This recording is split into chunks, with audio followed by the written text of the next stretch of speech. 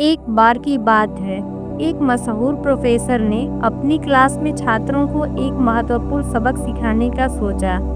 जब सभी छात्र क्लास में आ चुके थे, प्रोफेसर एक बड़ा सा कांच का जार लेकर क्लास में आए और उसे अपने टेबल पर रख दिए।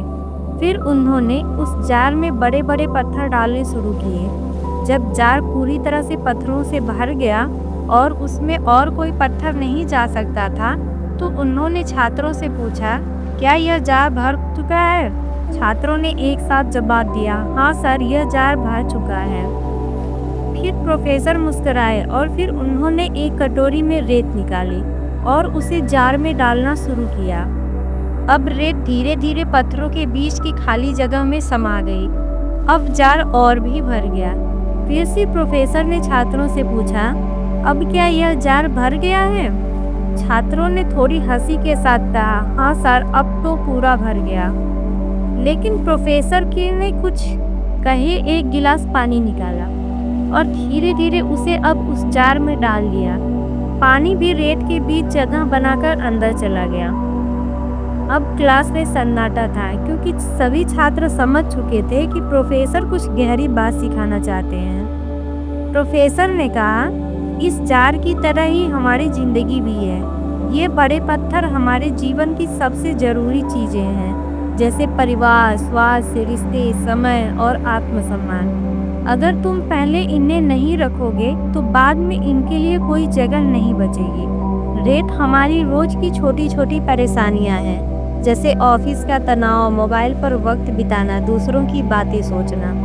और पानी वह समय है जो हम व्यर्थ बहा देते हैं।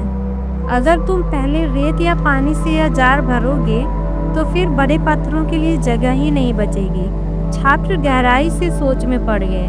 तभी एक छात्र ने पूछा, सर, लेकिन इसका मतलब क्या है हमारी जिंदगी में? प्रोफेसर ने मुस्कुराते हुए कहा, इसका मतलब है कि तुम्हें पहले उन चीज़ों को प्राथमिकता देनी चाहिए जो वाकई में मायने रखती हैं, जो तुम्हारे जीवन को उद्देश्य और सच्चा अर्थ देती हैं।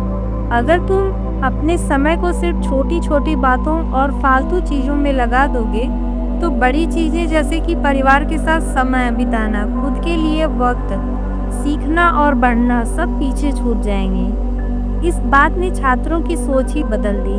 उन्हें समझ आ गया था कि जिंदगी में क्या सबसे ज़्यादा ज़रूरी है। दोस्तों, यह कहानी हमें सिखाती है कि ज़िंदगी बहुत कीमती है। हमें हर दिन इस बात पर ध्यान देना चाहिए कि हम उसे किन चीज़ों में खर्च कर रहे हैं। तो अगर आपको ये कहानी पसंद आई हो तो इसे लाइक करें और ऐसे ही कहानियों के लिए हमारे चैनल को सब्सक्राइब करना ना भूलें। मिलते हैं अगली बार एक और प्रेरणादायक कहानी के साथ। तब तक के लिए सोचो, समझो